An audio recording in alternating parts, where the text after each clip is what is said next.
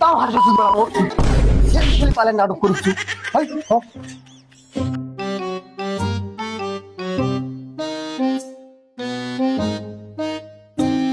একে তো 2 টাকা বাড়াইলো আবার 2 টাকা বাড়াইলো কোনো বেচা কিনে নাই ইনকা করে কি বিড়ি বেচে শান্তি আছে ব্যবসায় বাদ দেবো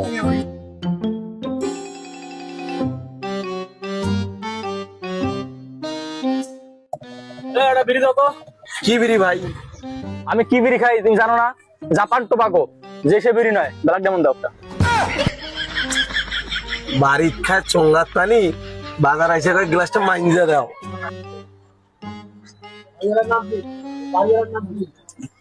এ বাবা আমাকে না ভাগ দেশ ভালো হলো ওমা সত্যি সত্যি দাব্বা থাম থাম থাম বিড়ি খাওয়া শিখছো কোন দিন? ও আবার খাই না নতুন নতুন এই কোনদিন থেকে খায়? আমি তো কর পাই না তোমার দোকানে দিলে রেগুলার আসে খায়। আমাকে একটা বিড়ি দাও তো, ব্ল্যাক ডায়মন্ড দাও। দাম কত ব্ল্যাক ডায়মন্ডের? 8 টাকা 8 টাকা মানে কি করে করলে কি জীবন চলবি? না এঙ্গালে তো হবার নাই, এঙ্গা দাম বাড়ছে আমি তো জানি না। আমি মাঝে মধ্যে বাইক চলিয়ে যাই বিড়ি ওঠেও খাই। তুই এখন তো মনে হয় চলিয়ে যাবো না। এর একটা স্বাস্থ্য নষ্ট কিন্তু করাই লাগবে। কি করা যায় কত? কি আর করা যায়, বিড়ি যেহেতু খাইয়ে সেই একটা বিড়ি নাও দুইজনে মিলে খাই। এমনি করে খরচ তো বাঁচা লাগবে।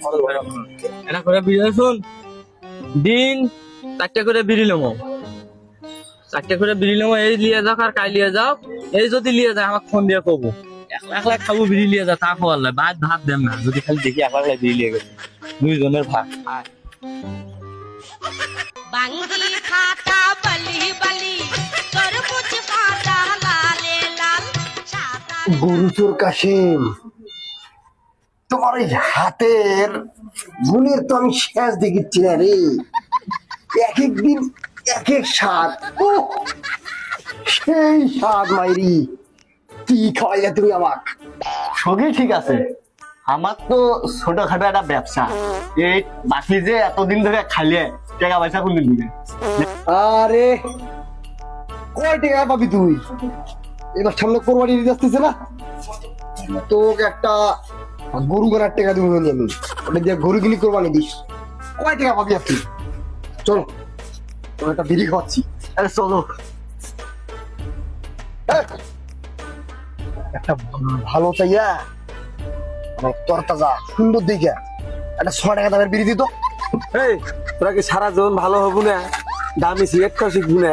6 টাকার আর কোনো বিড়ি নাই, একদম 8 টাকা। কি হ্যাঁ কিছু বুঝি না, তুই 6 টাকার বিড়ি 8 টাকা চাচ্ছু। প্রথমে ছিল 2 টাকা, তারপর হলো 4 টাকা, 6 টাকা, 8 টাকা, এরপর থেকে না জমি বেছে বিড়ি খাওয়া লাগবি। কি শুরু করছো তোরা? হ্যাঁ আমি আজকে আন্দোলনের ডাক দিব, বিড়ির দাম বাড়াইছিস না? এই ওটা গুজর কাশেম, কাশেম তুমি এদিকে পেঁয়াজত নাই পাও, কালাই ভাজা খাও, 2 টাকার জন্য বিড়ি খেলাও না, আবার সত্যি দেখাও। আজকে আমি আন্দোলনের ডাক দেবো। আন্দোলন করবোই। হ্যাঁ হ্যাঁ আমিও যাবো তোমাদের সাথে। আমি প্রত্যেকদিন বিড়ি বেশি 1.5 লাখ টাকা আর আমার 20,000 টাকা বেচা হয় না। চলো চলো আন্দোলন শুরু করবো। তোমাদের সবাই চল তো।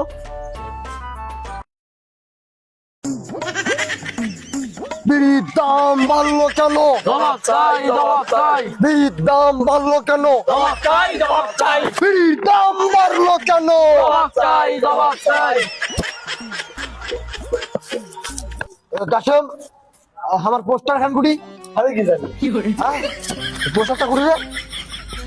তোকে না দিনু আর তাও হাসপাতাল বরাবর নিজের হাতত পোস্টারটা দিয়ে তুমি আমাকে এমনি এমনি মারলে, আমি আর খেলবোই না।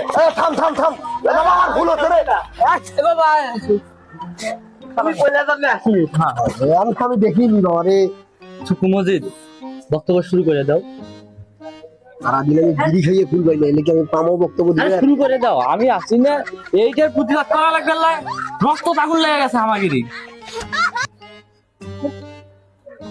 সংগ্রামী ভাইরা আমার, আমরা বাড়ি ভাত খাই এক বেলা, বিড়ি খাই 20 বেলা, তাহলে কি কি বোঝা যাচ্ছে? চাউলের দাম যদি 500 টাকা হয় আমাদের কোনো আপত্তি নাই। কি গো খালেদ, বিড়ির দাম 2 টাকা বাড়লো কেন? আমরা এটার সুষ্ঠু একটা ন্যায্য একটা বিচার চাই। এই তোমরা কি গো? হ্যাঁ ঠিক আছে। এই পর্যায়ে আমাদের সামনে কিছু সংগ্রামী বক্তব্য নিয়ে আসছে আমাদের খালেক। খালেক আপনাদের উদ্দেশ্যে কিছু বলবে।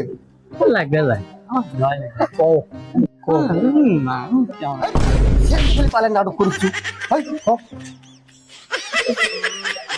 সংগ্রামী সাথী বিন্দু, আজকে হামাগিরি রক্ত আগুন লেগে গেছে।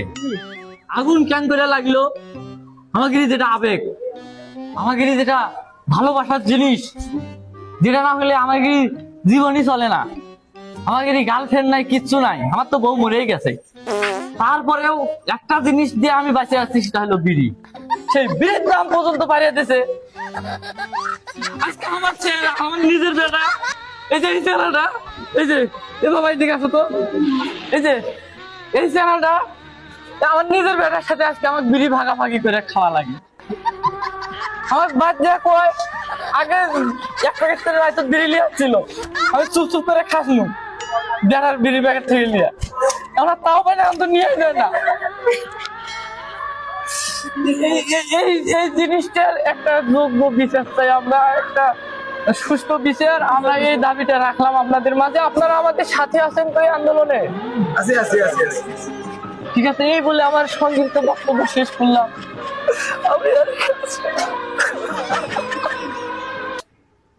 মানুষের কষ্ট দেখা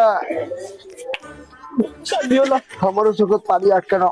যাই হোক, এই পর্যায়ে হামাগুড়ি মাঝে সংগ্রামী বক্তব্য নিয়ে আসতেছে আমাদের জয়নাল সাহেব, বিশিষ্ট বিড়ি ব্যবসায়ী। জয়নাল সাহেব, আপনার মূল্যবান কথা আপনি একটু বলেন।